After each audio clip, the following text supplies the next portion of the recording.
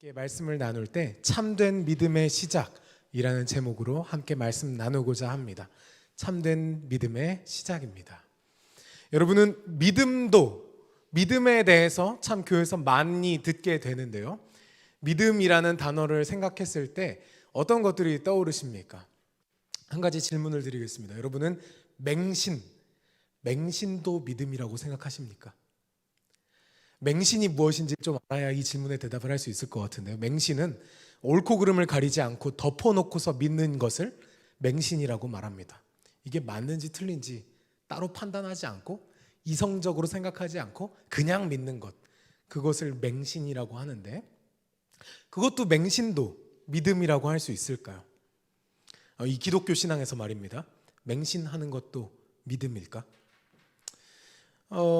맹신도 믿음으로서 뭐라고 할까요? 믿는다는 행위로서는 믿음이라고 할 수 있을 것입니다. 하지만 이게 참된 믿음이다 혹은 바른 믿음이다 라고 말은 할 수 있을지 모르겠습니다. 하나님께서 우리에게 믿음을 요구하시고 우리가 교회를 다니다 보면은 믿어야 된다, 믿음이 있어야 한다, 믿음이 성장해야 한다 이야기를 하는데, 그 믿음이 과연 맹신이라는 믿음과 바꿔서 사용할 수 있냐는 말입니다. 여러분, 오늘 우리가 함께 말씀을 보고 나눌 때 참된 믿음이란 무엇인지를 알게 되는, 깨닫게 되는 은혜가 있길 소망합니다. 우리가 교회를 다니다 보면 이런 이야기 많이 듣게 되고 또 찬양의 가사로 고백하는데, 믿는 자에게 능치 못함이 없다. 여러분 한 번씩은 들어보셨죠? 믿는 자에게 능치 못함 없네. 오늘 찬양에 혹시 그 찬양이 있으면 어떡하나 생각했었는데 감사하게도 없었습니다. 이 찬양의 가사가 나쁘다는 뜻은 전혀 아닙니다만, 이 찬양의 가사를 듣게 되면 우리가 왠지 맹신과 믿음을 혼동하기가 쉬울 것 같습니다. 여러분, 이 믿는 자에게 능치 못함이 없다라는 이야기를 들었을 때 여러분의 마음에 어떤 마음이 드십니까? 믿으면 다 된다, 의심하면 안 된다, 믿으면 하나님이 이루어 주신다, 믿지 않으면 하나님이 역사하지 않으신다. 우리가 그런 흑백 논리에 빠지게 될 위험성이 있습니다. 그러기 위해선 이 고백, 믿는 자에게 능치 못함 없네라는 이 고백이 진짜 의미하는 바가 무엇인지를 알기 위해선 이 말씀, 이 고백이 등장했던 말씀을 찾아가 봐야 할 텐데, 이 가사의 내용, 믿는 자에게 능치 못함이 없다, 이 말씀은 사실 마가복음 9장에 기록되어 있습니다. 한 아버지가 자기 아들이 귀신이 들려 있는 상황에서 이 이야기가 나오게 되는데요. 이 귀신 들린 아들을 두고서 아버지는 너무너무 힘들어했습니다. 제 아들이 귀신 들려가지고 증상이 나타날 때면 거꾸라져갖고 막 거품을 불고 이를 갈고 얼굴은 파리해지고, 그래서 예수님의 제자들에게 이 아들을 데리고 갔습니다. 예수님이 귀신을 쫓아내고 병을 고친다는 이야기를 듣고서 이 아들을 예수님의 제자들에게로 데려간 거죠. 근데 예수님의 제자들이 이 아들을 고쳤을까요? 못 고쳤을까요? 귀신을 쫓아냈을까요? 못 쫓아냈을까요? 못 쫓아냈습니다. 마가복음 9장에 보면은 못 쫓아냈습니다. 그래갖고 제자들도 어버버 하면서 예수님께로 같이 데려갑니다. 이 아버지가 이 기구한 사연을 다시 한번 얘기합니다. 이렇게 당신네 제자들한테 데려갔었는데 못 고쳤습니다. 예수 선생님 고쳐주십시오 하고서 왔습니다. 그랬더니 예수님께서 이렇게 대답하십니다. 마가복음 9장 19절입니다. 함께 읽겠습니다. 시작. 대답하여 이르시되 믿음이 없는 세대여, 내가 얼마나 너희와 함께 있으며 얼마나 너희에게 참으리요, 그를 내게로 데려오라 하시매. 알았으니까 이제 아들 데리고 와봐, 고쳐줄게. 너는 왜 이렇게 믿음이 없냐? 방금 우리가 읽으셨던 말씀이 이렇게 써 있었죠. 믿음이 없는 세대여. 믿음이 없는 세대여는 지금 제자들을 두고도 말씀하시는 거지만 온 세대를 지칭하며 이 세대가 참으로 믿음이 없다고 이야기를 하고 계신 겁니다. 사실 마가복음 9장에는 이 믿음이라는 단어가 너무나도 중요하게 등장을 하고, 이 귀신 들린 아들 이야기도 믿음을 나타내기 위한 중요한 단서로서 나타나는 이야기이기도 합니다. 예수님께서는 제자들과 세대들을 믿음이 없다고, 이 세상은 지금 믿음이 없다고 이야기를 하시고는 꾸짖으셨습니다. 그때 아이의 아버지가 간절하게 애원하는데 그 간절한 마음에 공감하며 한번 우리 마가복음 9장 22절을 읽어보겠습니다. 시작. 귀신이 그를 죽이려고 불과 물에 자주 던졌나이다. 그러나 무엇을 하실 수 있거든 우리를 불쌍히 여기사 도와주옵소서. 여러분, 이 아버지가 지금 아이의 아버지가 아들을 데리고 와가지고 얼마나 간절하게 예수님께 얘기했겠습니까? 제자들에게 데려갔는데 혹시나 고쳐질까 하고 데려갔는데 고쳐지지 않았고 귀신은 떠나가지 않았습니다. 이 아이의 아버지는 괴로운 마음으로 예수님께로 나와서 간절하게 애원했을 겁니다. 그래서 지금 이 기구한 사연을 벌써 몇 번째 반복하면서 얘기하는지 모릅니다. 그를 죽이려고 불과 물에 자주 막 던졌습니다. 지금 이 아기 안에, 이 아들 안에 아주 제대로 된 귀신이 들어가 있습니다. 예수님 이거 고쳐주셔야 됩니다. 할 수 있으면 제발 좀 고쳐주십시오. 나를 불쌍히 여겨주십시오. 내가 불쌍하지도 않습니까? 이렇게 얘기를 했습니다. 우리는 이렇게 보면은 이 아버지에게 간절함을 엿볼 수 있는데 분명히, 하지만 예수님께서는 별안간 이 아이의 아버지를 꾸짖으셨습니다. 그리고 이때 우리가 아까 이야기했던 그 노래 가사, 그 고백이 등장합니다. 마가복음 9장 23절을 다 함께 읽겠습니다. 시작. 예수께서 이르시되 할 수 있거든이 무슨 말이냐, 믿는 자에게는 능히 하지 못할 일이 없느니라 하시니 믿는 자에게 능치 못함 없네를 지금 예수님께서 이 아이의, 이 귀신 들린 아들의 아버지에게 들려주고 있는 겁니다. 저 같았으면 예수님한테 조금 섭섭했을 것 같습니다. 예수님을 믿는 마음으로 나온 거잖아요. 지금 예수님이라면 고쳐줄 수 있겠다는 마음으로 나와서 예수님, 우리 아들이 이렇게 고쳤습니다. 하실 수 있으면 제발 좀 고쳐주세요. 지나가는 이야기로서 하실 수 있으면이라는 단서를 달았는지 모르겠으나 이 아버지는 지금 정말로 간절합니다. 예수님이 고쳐줄 거라고 어쩔 수 없이 믿는 마음으로 나와서 얘기했습니다. 근데 거기다 대고 예수님께서 불호령을 치시는 거죠.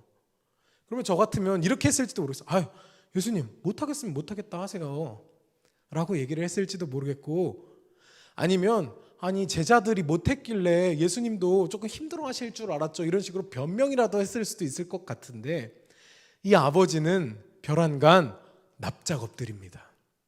더 납작 엎드립니다. 그러면서 오늘 우리가 조금 더 깊이 생각했으면 좋겠는 말씀이 등장을 하는데, 마가복음 9장 24절의 말씀을 이야기합니다. 함께 읽어주시면 좋겠습니다. 큰 소리로 읽겠습니다. 시작. 곧 그 아이의 아버지가 소리를 질러 이르되 내가 믿나이다, 나의 믿음 없는 것을 도와주소서 하더라. 이 말씀을 잠시 띄워놔 주십시오. 이 말씀 다시 한번 읽어보십시오. 이 말이 좀 이상하지 않습니까? 그 아이의 아버지가 소리를 질러서 말합니다. 지금 예수님이 꾸짖으시니까 더 소리를 지르면서 더 납작 엎드리면서 이렇게 얘기하는 겁니다. 내가 믿나이다. 믿어요. 예수님 믿어요. 근데 그 다음에 한 이야기가 뭐죠? 나의 믿음 없는 것을 도와주소서. 나의 믿음 적은 것을 도와주소서. 혹은 내가 믿음이 있었다 없어진 것을 도와주소서. 내가 의심했던 것을 용서해 주소서가 아니라 내가 믿나이다. 믿는다고 말해놓고는 갑자기 180도 유턴을 하더니 나의 믿음 없는 것을 도와주소서라고 이야기합니다. 여러분, 이 아이의 아버지가 이렇게 이야기한 이유가 무엇일까요? 믿나이다. 그런데 내 믿음 없는 것을 도와주소서. 그 이후에 예수님께서는 이 아들을 고쳐주셨을까요? 안 고쳐주셨을까요? 고쳐주셨습니다. 귀신아 떠나가라 하시고 귀신은 떠나갔고 아이는 고침을 받았습니다. 하지만 아버지가 말했던 이 이야기는 왠지 우리의 마음에 걸립니다. 내가 믿나이다. 나의 믿음 없는 것을 도와주소서. 예수님은 왜 이렇게 믿음이 없냐? 할 수 있거든이 무엇이냐? 믿는 자에게 능치 못함이 없다라고 했을 때, 예수님 죄송합니다. 내가 믿음이 없었습니다. 믿음 없는 것 좀 도와주소서가 아니라 내가 믿나이다. 나의 믿음 없는 것을 도와주소서. 이렇게 말도 안 되는 말로 예수님께 외쳤습니다. 아마도 이 아버지는, 이 아이의 아빠는 마음에 의심과 염려가 있었던 것 같습니다. 아까도 이야기했던 것처럼 제자들이 못 고쳤으니까, 제자들에게는 힘든 것들이 있었으니까 아마 예수님도 힘드시지 않을까? 혹은 오늘 피곤하시지 않을까? 예수님이 고치겠다고 하셨지만, 혹은 예수님이 고칠 뜻이 있으심에도 불구하고 딱히 오늘은 고쳐지지 않아야 돼서, 혹은 내 아이가 영영 고칠 수 없는 병이라서 여러 가지 생각으로 머리가 복잡했을 겁니다. 왜냐하면 이 아이는 태어날 때부터 귀신 들린 아이로서 살아왔으니까요. 그리고 그것을, 내 마음속에 찾아왔던 걱정과 염려와 의심을 믿음 없음이라고 정의했던 것 같습니다. 예수님, 내가 예수님을 믿는데 내 마음속에 의심과 염려가 있었습니다. 이게 만약에 믿음 없음이라면 이 믿음 없음을 도와주소서라고 예수님께 이야기한 것입니다. 여러분, 이 이야기를 들으시고 여러분에게 한 번 더 질문을 드리고 싶습니다. 여러분은 하나님을 믿으십니까? 아멘이라고 말씀을 하시는데, 제가 지금 여기서 말하는 우리의 말씀의 해석에 따르자면, 지금까지 이끌어온 이야기에 따르자면 전혀 의심도 없고 걱정도 없고 염려도 없고 하나님께서 모든 것을 해결해 주실 거라고 믿는 믿음을 여러분이 가지고 있으십니까? 아니면 믿습니다 해놓고 마음속에는 염려와 불안과 걱정과 혹시 이것이 하나님의 뜻이 아니면 어떡할까 하는 그런 불안한 마음을 가지고 있지는 않으십니까? 여러분, 만약 우리의 믿음이 정말 의심도 하지 않고 걱정도 하지 않고 염려도 하지 않고 아멘! 믿습니다! 아멘! 하고 믿는 믿음이 진짜 믿음이고 참된 믿음이라면 그게 맹신과 어떻게 다릅니까? 저는 처음에 여러분들께 질문 드렸었습니다. 맹신도 믿음입니까? 왠지 믿음인 것 같은데 우리가 맹신도 믿음이죠 라고 할 수 없었던 것은 우리의 믿음이 그냥 덮어놓고 믿는 믿음으로서는 성숙한 믿음이라고 할 수 없을 것 같기 때문입니다. 그리고 오늘 말씀을 보면 예수님께서 이 귀신 들린 아이의 아버지에게 요구하신 믿음이 과연 맹신이었나 싶기도 합니다. 예수한테 부탁을 하는데, 하나님의 아들인 나한테 부탁을 하는데 의심을 하냐 너는? 믿는 자에게 능치 못함이 어딨어. 믿어야지. 믿는다고 다시 말해봐. 자, 따라해봐. 믿습니다. 믿습니다. 이렇게 혼내고 계신 게 아니라 예수님께서 결론적으로 이 이야기를 통해서 이 아버지에게 끌어낸 이야기는 내가 확실히 믿습니다가 아니라 내가 믿음 없는 것을 도와주소서였습니다. 예수님이 듣고자 하셨던 말씀은 이거였습니다. 네가 확실히 믿느냐? 했을 때 예 주님, 내가 확실히 믿습니다. 한치의 의심도 없습니다. 하나님이 해결해 주실 것이고 내 걱정은 아주 염려일 뿐이고 이 사단 마귀가 주는 의심입니다. 나쁜 생각입니다. 그게 예수님이 듣고 싶으셨던 이야기가 아니었습니다. 예수님이 결국 듣고서 고쳐주셨을 때 어떤 고백을 들으셨냐면 믿습니다. 하지만 내 믿음 없는 것을 도와주소서였습니다. 예수님께서 우리에게 듣고자 하시는 믿음의 고백은 역설적으로 내 믿음 없는 것을 도와주소서라는 고백입니다. 교회를 다니다 보면 그런 소리를 또 많이 듣게 됩니다. 믿음 없는 소리 하지 마. 믿음이 부족한 거 아니야? 보통 이런 대화가 오고 가는 상황은 연말 연시에 많이 이루어지는데 새로운 셀 리더를 세워야 한다거나 혹은 중책을 누군가에게 맡겨야 할 때 아이 집사님, 아이 권사님, 아이 장로님, 뭐 그런 소리를 하고 그러세요. 하나님이 다 해결해 주실 거예요. 어련히 채워 주실 거예요. 믿는 자에게 능치 못함 없네. 그 찬양도 아마 연말 연시에 더 많이 불려질지도 모르겠습니다. 그러나 이런 맥락의 대화들이 오갈 때 제 마음이 불편해지는 것은 이것이 자칫 강요 혹은 억지가 될까봐 제 마음에 불편함이 생기기도 하지만 더 불편한 이유는 혹시 이러한 대화가 우리에게 믿음에 대한 잘못된 오해를 생기게 하지 않을까 하는 염려 때문에 더 마음이 불편합니다.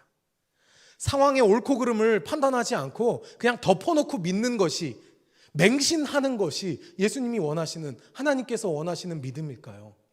아니면 내가 연약하고 내가 부족하고 내가 할 수 없다고, 내 믿음이 부족하다고 하나님께 말씀드리는 것을 하나님께서 더욱더 원하실까요? 예수님께서는 아이를 고쳐주시고 믿음이 없다고 말하는 이 아버지의 고백을 기쁨으로 받으셨습니다. 그렇기 때문에 아이도 고쳐주셨죠.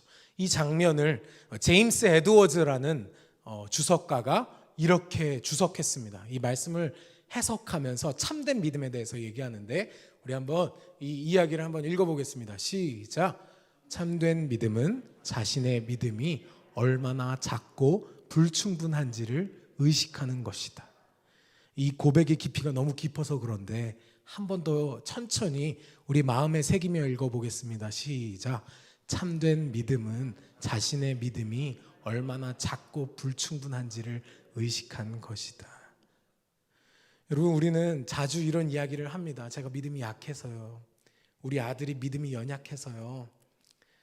제가 아직 신앙을 가진 지 얼마 안 돼서 믿음이 어려요. 이런 이야기를 하는데, 이 이야기를 우리가 들을 때 물론 신앙의 연수가 오래되지 않았구나, 교회를 다닌 지 얼마 안 됐구나, 이런 이야기로 이해하긴 하지만, 우리가 가끔은 오해하는 것은 믿음이 높아지면 하나님께 더욱더 가까이 가는 것이고, 믿음이 약해지면 하나님과 조금 더 멀어져서 하나님을 더 의심하고 하나님에 대한 믿음을 조금 더 거두고 내 상황에 대해서 더 걱정하고 염려하는 상황을 믿음이 약하다고 얘기하고, 믿음이 강한 상황은 그 어떤 것도 염려하지 않고 모든 것이 잘 될 것이라고 긍정의 힘, 아멘, 아멘, 믿습니다 하는 그런 맹신의 상태를 믿음이 좋다고 착각하는 경우가 너무도 많은 것 같습니다. 하지만 기억하십시오. 사랑하는 성도 여러분, 참된 믿음은 자신의 믿음이 얼마나 작고 불충분한지를 의식하는 것입니다. 우리의 믿음은 결코 온전할 수 없습니다. 언제든지 나약해질 수 있고 염려와 걱정 위를 걷는 아슬아슬함, 그것이 믿음입니다. 중요한 것은 그러한 우리의 상황을 있는 그대로 하나님께 아뢰는 것입니다. 나의 믿음이 나약하다고, 내가 하나님을 향한 믿음이 분명히 있으나 여전히 염려와 걱정이 혼재되어 있고 내가 여전히 의심하고 있다고 정직하게 하나님께 아뢰는 것을 하나님께서는 더 기뻐 받으십니다. 그것이 참된 믿음의 시작입니다. 우리의 믿음이 연약하다고 고백하고 아뢰는 것, 그것이 참된 믿음의 시작입니다. 히브리서 11장에 보면 많은 믿음의 인물들이 등장합니다. 히브리서 11장의 별명이 믿음장이지요. 교회를 조금 오래 다니신 분들은 이 히브리서 11장을 대부분 다 알고 계실 겁니다. 믿음은 바라는 것들의 실상이요 보이지 않는 것들의 증거니 선진들이 이로써 증거를 얻었느니라 하면서 그 뒤에 믿음의 영웅들이 등장합니다. 믿음으로 아벨은 가인보다 더 나은 제사를 하나님께 드림으로, 아벨로부터 시작해서 노아, 아브라함, 이삭, 야곱, 요셉, 모세, 이름만 들어도 걸출한 믿음의 영웅들이 등장합니다. 우리도 히브리서 11장에 이름을 올릴 만한 믿음의 영웅들, 믿음의 신앙인들이 되었으면 좋겠습니다. 그런데 이 영웅들의 면모를 보니까 우리의 모습이 조금 초라해집니다. 왜냐하면 이들은 어려운 일들도 다 이겨냈거든요. 그리고 죽음의 위기 속에서도 믿음을 굳게 세웠던 인물들입니다. 이들은 의심했고 염려했고 그런 모습들이 있었는지는 모르겠지만 성경에는 안 기록되어 있습니다. 주저함이 없습니다. 아브라함 보십시오. 아들 데리고 그냥 산으로 올라갑니다. 칼 딱 집어듭니다. 또 모세, 염려하는 모습 조금 등장하긴 합니다만 이집트의 왕 앞에 가가지고 딱 내 백성을 내게 달라, 하나님이 그렇게 말씀하셨다, 그렇게 얘기할 수 있으십니까? 여러분 그런 믿음의 영웅 되실 수 있겠습니까? 믿음장 히브리서 11장을 읽다 보면 나도 이런 믿음의 영웅이 돼야지 하는 생각이 처음에 들었다가는 금방은 나는 이런 믿음은 못 가질 것 같다.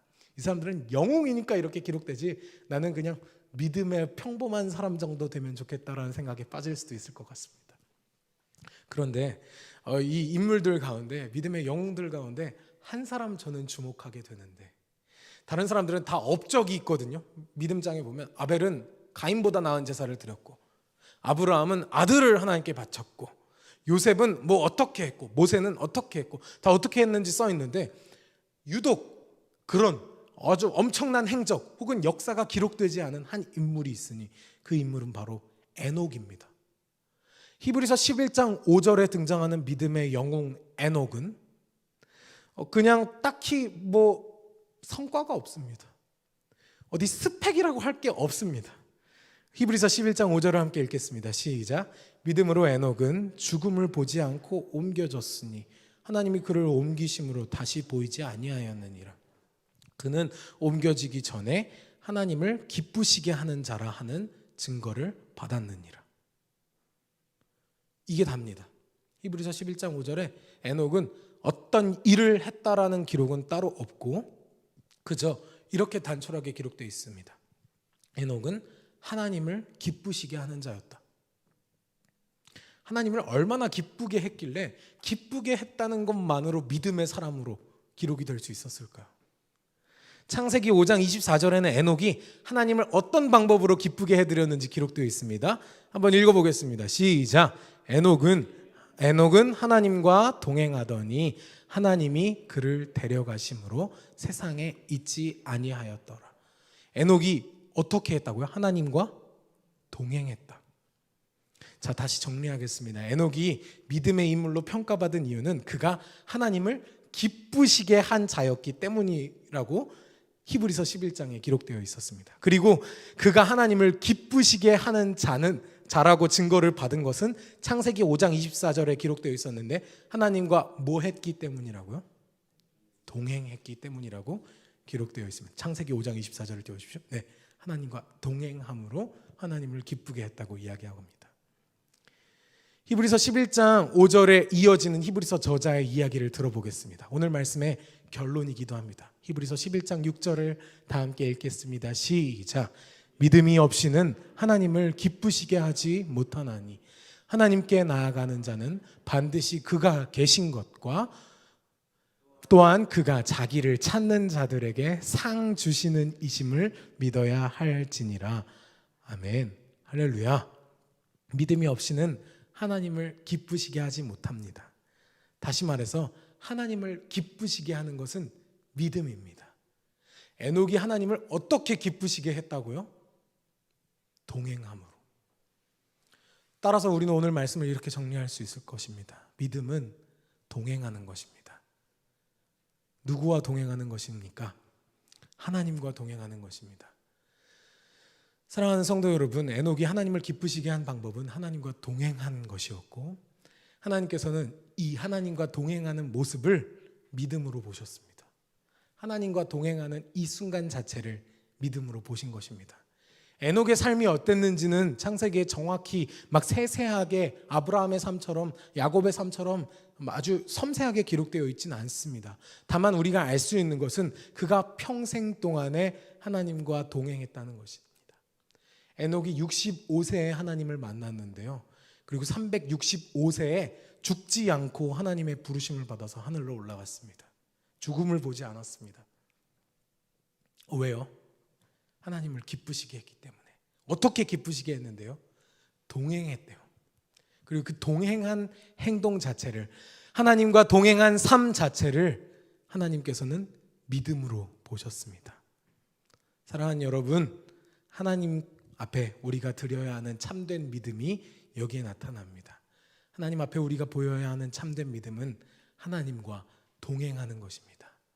아까 말씀드렸듯이 우리의 믿음이 연약하고 우리의 믿음이 나약하다고 있는 그대로 하나님께 나아가며 우리의 일상 전체를 하나님과 공유하는 것, 우리의 평범한 일상 가운데 하나님을 초청하고 하나님을 주인으로 모시며 살아가는 것, 그것이 참된 믿음입니다. 이 믿음은 결코 의심하지 않고 염려하지 않고 확신하고 그냥 어떻게든지 잘 될 것이라고 믿는 긍정의 힘의 믿음 혹은 맹신의 믿음, 그것과는 다릅니다.